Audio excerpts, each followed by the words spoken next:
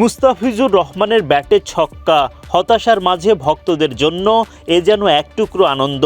শেষ দিকে শেখ মেহেদীর বাউন্ডারিতে ভর করে এগিয়ে যাওয়ার চেষ্টা বাংলাদেশের, কিন্তু তাতে খুব একটা লাভ হলো না। অস্ট্রেলিয়ার বিপক্ষে প্রথম টি-20তে তাসের ঘরের মতো যে ভেঙে পড়ে বাংলাদেশের ব্যাটিং অর্ডার। তামিম সাইফের ওপেনিং জুটির বিদায় ঘণ্টা বাজতেই হৃদয়, ইমন, শামীমদের উইকেটে যাওয়া আসার মিছিল। অভিষিক্ত সাকলাইনকে নিয়ে বাজি ধরেও লাভ হয়নি, ফলে অজিদের সামনে বড় পুঁজি দাঁড় করাতে পারেনি বাংলাদেশ। চট্টগ্রামে সিরিজের প্রথম টি-20তে মুখোমুখি হয় বাংলাদেশ ও অস্ট্রেলিয়া।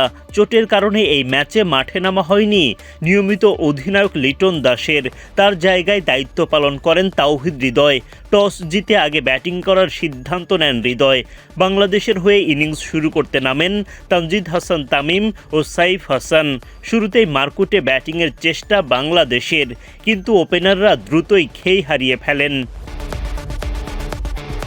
দলীয় ২৬ রানে প্রথমবারের মতো বিপাকে পড়ে বাংলাদেশ। তানজিদ তামিম উইকেট হারান এই দফায়। স্পেন্সার জনসনের বলে আউট হয়ে বিদায় নেন তিনি।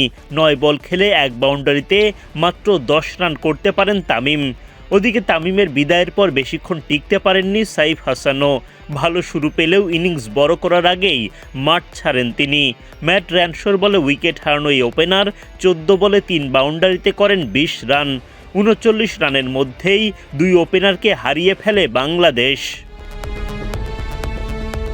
অধিনায়ক তাওহিদ হৃদয় তার মোকাবিলা করা প্রথম বলেই ছক্কা হাঁকান।